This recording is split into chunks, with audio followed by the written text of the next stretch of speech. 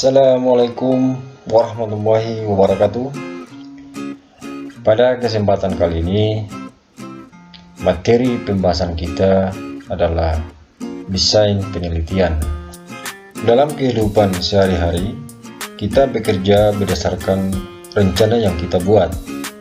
Sebab pekerjaan yang tanpa kita rencanakan terlebih dahulu akan sulit untuk menentukan sampai di mana keberhasilan dari pekerjaan yang kita lakukan.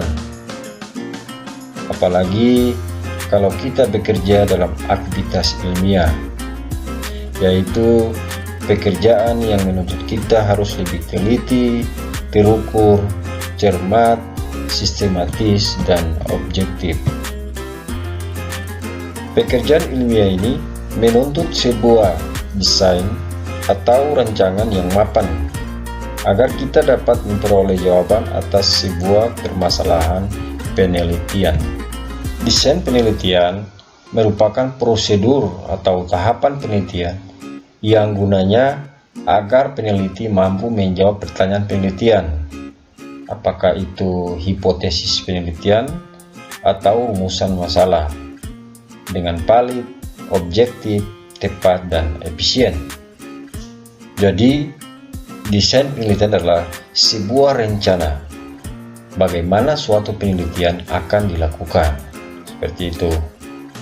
Jika proses perumusan masalah adalah mengapa kita melakukan suatu penelitian, maka desain penelitian adalah bagaimana kita melakukannya. Bisa dikatakan sebagai peta jalan. Peta jalan dalam kita melaksanakan sebuah penelitian. Desain penelitian yang kita buat harus sesuai dengan tujuan penelitian.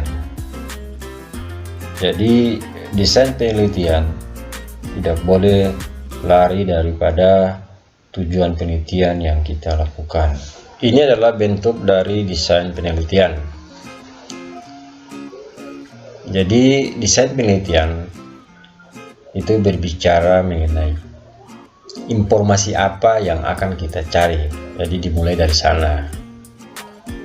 Kalau dalam komponen penelitian, bisa jadi ini disebut dengan rumusan masalah. Jadi kita harus menentukan informasi seperti apa yang akan kita cari di dalam penelitian kita. Nah, setelah kita tentukan informasi atau data yang akan kita cari, selanjutnya bagaimana kita mengumpulkan informasi itu. Bicara bagaimana berarti ini bicara tentang metode atau instrumen pengumpulan data atau informasi. Langkah selanjutnya adalah kita juga harus menentukan di mana kita mengumpulkan informasi itu, di mana atau di tempat manakah, di lokasi manakah informasi itu akan kita kumpulkan. Juga kapan informasi itu dikumpulkan, lalu siapa yang berperan atau dapat memberikan informasi itu, atau apa subjek yang akan kita jadikan sehingga kita dapat informasi tersebut.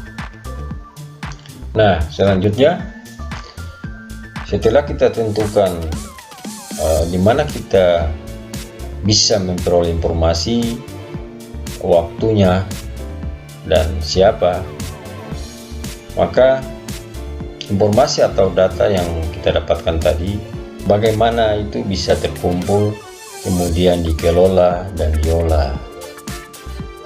Ini kaitannya dengan teknik pengumpulan data dan juga teknik analisa data. Seperti itu. Untuk bisa membuat desain penelitian, harus dipahami terlebih dahulu jenis penelitian yang akan dilakukan. Nah, jenis penelitian ada penelitian kuantitatif, penelitian kualitatif, dan gabungan. Maksudnya gabungan dari penelitian kuantitatif dan penelitian kualitatif. Penelitian kuantitatif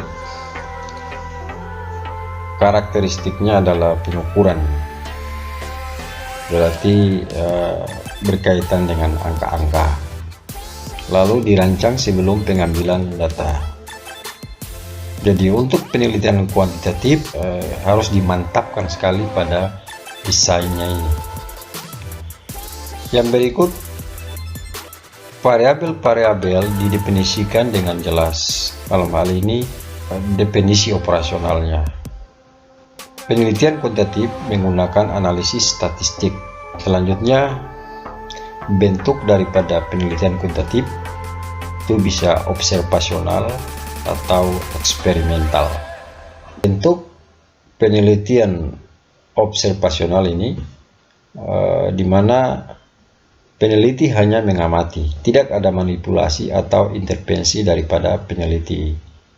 Kata lainnya, prosesnya berjalan secara alamiah. Observasi ini bisa secara langsung atau tidak langsung. Itu untuk bentuk observasional. Sedangkan bentuk eksperimental, peneliti bisa memberi atau melakukan intervensi, juga melakukan manipulasi. Jadi pada penelitian eksperimental ada campur tangan daripada peneliti.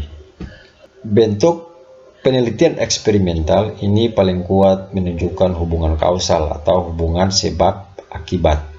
Lalu pertanyaan penelitian berbentuk hipotesis atau berbentuk dugaan atau jawaban sementara. Pengumpulan datanya adalah sekunder. Kita tahu ada data primer dan data sekunder. Data sekunder maksudnya adalah data yang diperoleh dari pihak lain. Kalau data primer adalah data yang diperoleh secara langsung ke objek penelitian.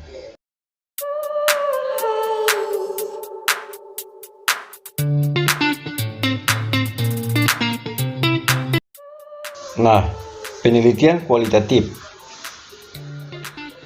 desainnya dinamis. Jadi desain pada penelitian kualitatif ini tidak tetap, dia selalu berubah atau dinamis sesuai dengan perkembangan daripada penelitian. Berikut pertanyaan penelitian. Tidak ada hipotesis, jadi dalam penelitian ini tidak ada hipotesis. Pengumpulan data menggunakan data sekunder maupun data primer. Biasanya data primer adalah data utama, sedangkan data sekunder adalah data tambahan. Dan yang terakhir, tidak menggunakan analisis statistik. Oke, demikian pembahasan kita tentang desain penelitian dan juga disinggung sedikit tentang jenis-jenis penelitian. Terima kasih. Wassalamualaikum warahmatullahi